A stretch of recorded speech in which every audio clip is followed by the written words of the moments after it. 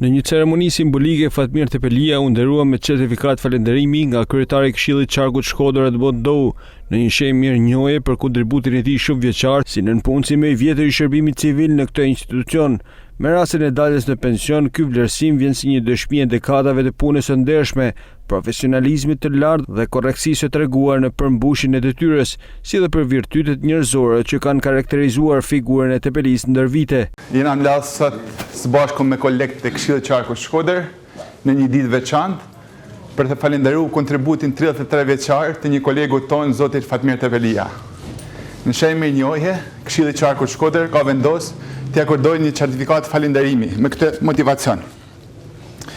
Për kontributin e tij prej shumë dekadash, si një nëpunës më i vjetër i shërbimit civil në këtë institucion, duke u dalluar për profesionalizëm, për kushtim dhe korrektësi, me kolegët si dhe për virtytet e veçanta që përcjellin gjatë kryerjes së detyrës.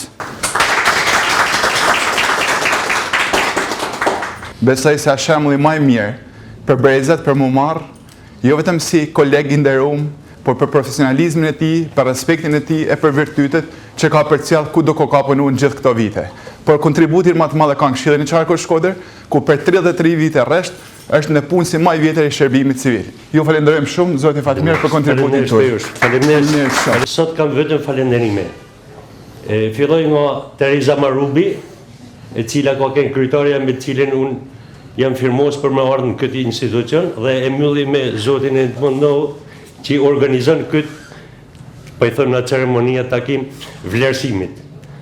Faleminderit prej të gjithë kryetarëve të mëparshëm, prej të gjithë administratës me të cilët kam punuar në vite, dhe sot administratën që jena sot, veçanërisht zyrën tonë ku kena punu me shok edhe kena kalu periudha shumë të vështira edhe me shumë rendiment. Fatmir Tepelia lindi me 13 prill 1960 në Shkodër, përfaqëson një nga figurat e qëndrueshme të administratës shqiptare me një karrierë që shtrihet për gati 4 dekada.